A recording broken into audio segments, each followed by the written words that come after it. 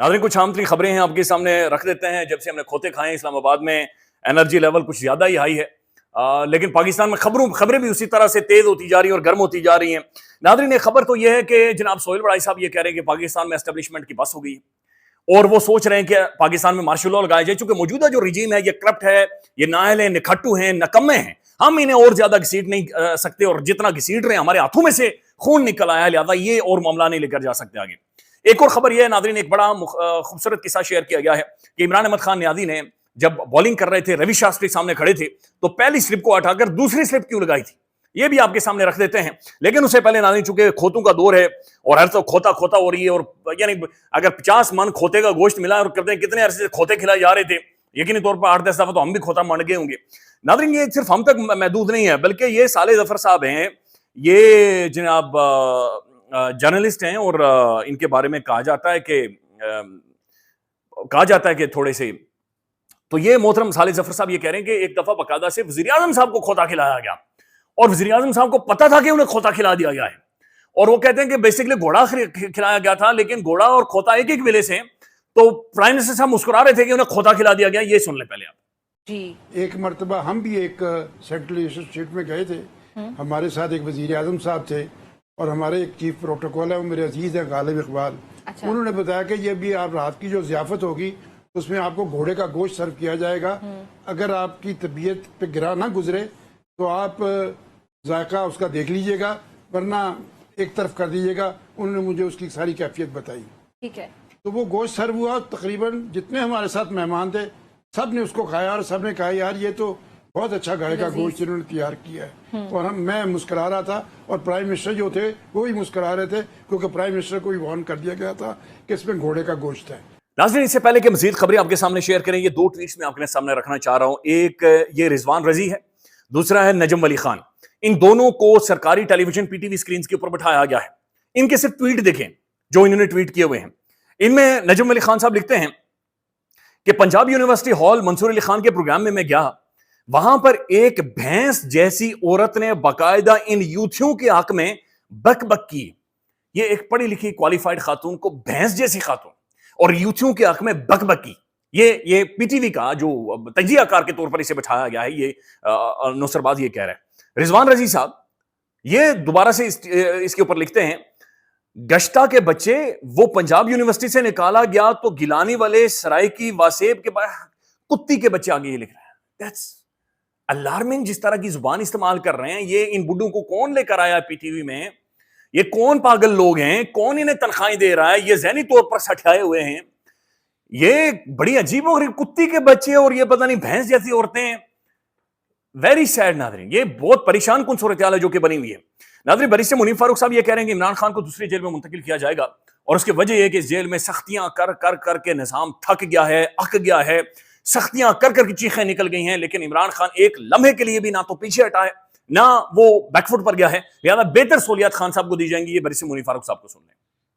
अब इमरान खान साहब को रखना तो जेल के अंदर ही है, लेकिन हो सकता है कि अगर इमरान खान साहब को थोड़ा कंफर्टेबल कर रहा है, कंफर्टेबल का मतलब है थोड़े उनके लिए हालात बेहतर कर लिए, क्योंकि आजकल नहीं है, तो जब वो नए जेल में जाए तो वहाँ थोड़ी सी उनकी सहूलतें बेहतर कर दी जाए, थोड़ी सी उनकी सहूलतें बढ़ा दी जाए, क्योंकि बाहर तो यहाँ को उन्होंने निकलने नहीं देना। अब नाज़रीन, ये कॉलम है, ये सोहेल वड़ाई साहब का कॉलम है, मदर ऑफ ऑल बैटल्स, यानी तमाम तर लड़ाइयों की मां सोहेल वड़ाई जी आज का कॉलम है। और इसमें उन्होंने पहले जनाब बहुत सारी चीजें लिखी हैं कि जनाब जो हिटलर का प्रोपेगेंडिस्ट था वो क्या करता था और क्या नहीं करता था।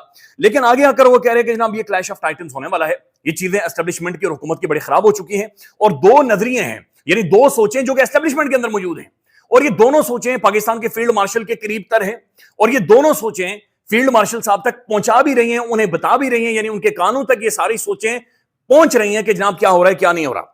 वो कहते हैं कि वैसे तो पाकिस्तान में नजरियात की ये जंग सारी तारीख में जारी रही है, मगर कई बार के तजुर्बे के बाद एक बार फिर एक तजाद सामने आकर खड़ा हो गया है। दरअसल एक नजरिया यह कहता है कि सिविलियन इदारे, सियासतदान और ब्यूरोक्रेसी पाकिस्तान की तरक्की के रास्ते में बड़ी रुकावट है। एक नजरिया यानी एक सोच, यानी एक ग्रोह मौजूद है जो कि ये कह रहा है कि सिविलियन इदारे, सियासतदान और ब्यूरोक्रेसी ये पाकिस्तान की तरक्की के रास्ते में सबसे बड़ी रुकावटें हैं, जबकि इसका मुद्दाद नजरिया कहता है कि सब मिलजुल कर चलाएंगे तभी पाकिस्तान आगे चलेगा।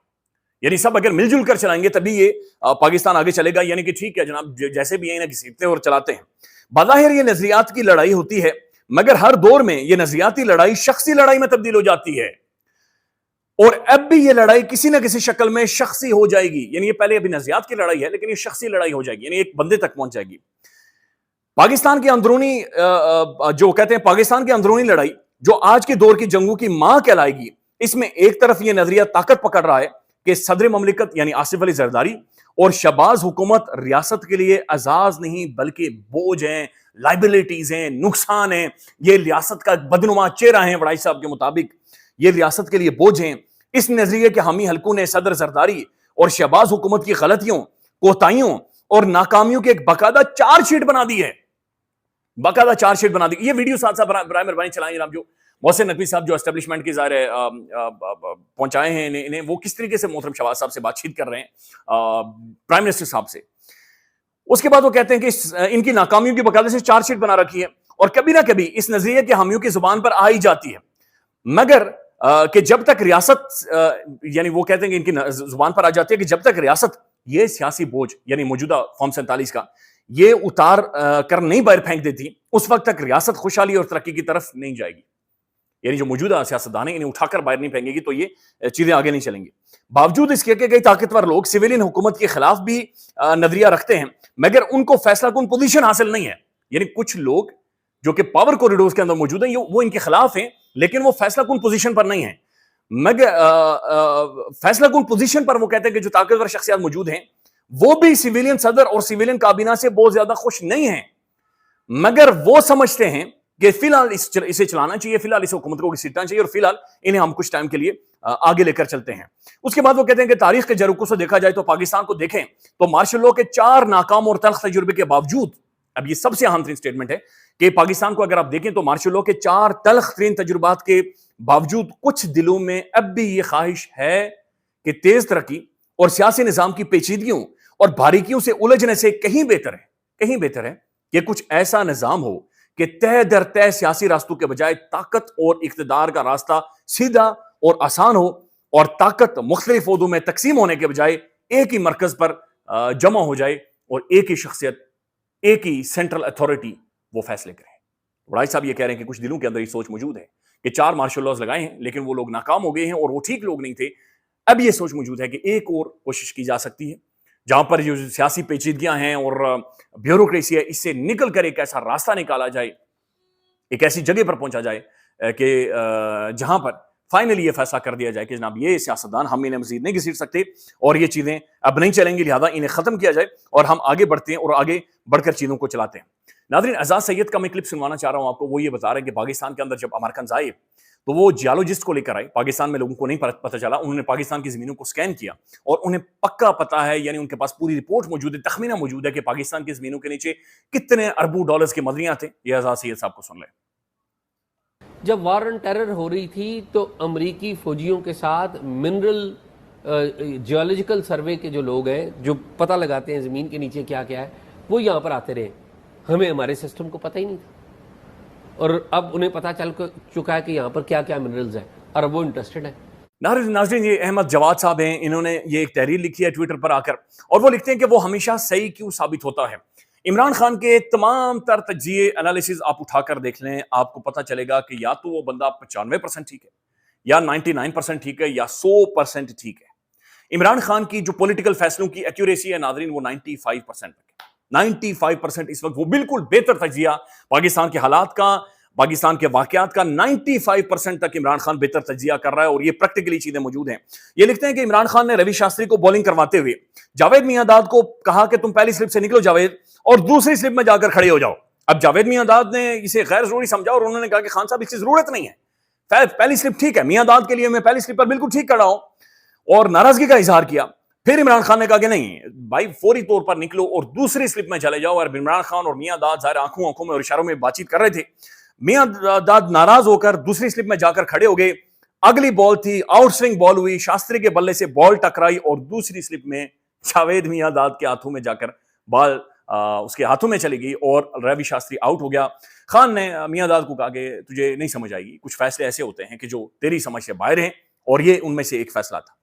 پی ٹی آئی میں ہم پرانے لوگ اکثر عمران خان کے پالیسی اور فیصلوں پر کو غلط سمجھتے ہیں اور ان پر تنقید بھی کر دیتے ہیں اور ان سے متفق نہیں ہوتے. جبکہ عمران خان کے فیصلے درست ثابت نہیں کہ خان کا فیصلہ درست ثابت نہیں ہوگا. پی ٹی آئی کے تمام پرانے لوگ اس بات کے گواہ ہیں کہ ایک موقع پر ایک پرانے لیڈر نے کہا کہ اب عمران خان کے کسی فیصلے کو غلط نہیں کہنا کیونکہ ہر دفعہ اس کا فیصلہ صحیح ثابت ہوتا ہے. وہ فیصلہ کرتا ہے, اسے اس وقت کہا جاتا ہے غلط فیصلہ, خان صاحب مارے جائیں گے, چکے جائیں گے, نظام تگڑا ہے, ادھیڑ دے گا, یہ ہو جائے گا, وہ ہو جائے گا, لیکن پھر وہ فیصلہ ٹھیک ہو جاتا ہے. یہ صلاحیت قدرت سے ملتی ہے اور اس کو ملتی ہے جس پر اللہ کا خاص کرم ہو اور اللہ اس سے کوئی بڑا کام لینا چاہتا ہو, اور اس میں عمران خان کو آج کے دور کا ولی سمجھتا ہوں. یہ کہتے ہیں کہ آج کے دور کا خان کو ولی سمجھتا ہوں. ایک بڑا کام تو اللہ نے عمران خان سے کروا لیا ہے کہ 78 سالہ نظام کو ننگا کر کے عوام کو حقیقت دکھا دی ہے. وہ عوام جو اس نظام کو اپنا محافظ سمجھتی تھی اب اس نظام کے مکروہ چہرے دیکھ چکی ہے اور اس نظام سے نفرت اب دہائیوں تک نہیں مزید جائے گی. لیکن ایک کام ابھی باقی ہے اور وہ کام ہے اس نظام کو زمین بوس کرنا ہے, اور اس پر وہ کام جاری رکھے ہوئے ہے اور اس میں بھی عمران خان کامیاب ہوگا. بہرحال یہ انہوں نے لکھا ہوا ہے, لیکن روی شاستری کا وہ قصہ چونکہ ویڈیوز بھی ہم نے کئی دفعہ دیکھی ہیں, یہاں پر چلا نہیں سکتے, کاپی رائٹ آ جائے گا. ناظرین ایک ویڈیو آپ کے سامنے رکھنا چاہ رہا ہوں کہ جہاں پر ایک پاکستانی فین کو فاروق نذیر صاحب ان کا نام بتایا جاتا ہے, اولڈم ٹریفرڈ میں مانچسٹر میں انڈیا اور انگلینڈ کا میچ تھا, وہاں پر پاکستانی شرٹ پہننے کی وجہ سے انڈین جو انگلینڈ کے آفیشلز ہیں پولیس آتی ہے اور آ کر انہیں وہاں سے اسٹیڈیم سے نکال دیتی ہے. یہ ویڈیو پوری دیکھیں, خیال رکھیے گا, اپڈیٹ کریں گے. اللہ حافظ. Pakistani shirt, I need to cover. Yes, please. And who you are? I work for Lancashire, Prem Singh. And can you I've been asked by Control, by Lancashire. can you give me any written? Yeah, so if you want, you can email the club. No. And then they will give you I return. need, because I paid the tickets. Okay. So I need your request or your order in the written format. before you comply. Yeah. Okay. ابھی مجھے انہوں نے کہا ہے کہ یہ Pakistani shirt جو ہے انہوں نے اوپر کور کر کے رکھے, تو میں نے کہا کہ یہ مجھے لکھ کے بھیجیں. He may be considered antagonistic, so we've asked you to put your coat on. No. Why? This is my proud country. Why I'm are you not covering saying this? it's not. Why are you covering this like everybody's representing their country? Okay.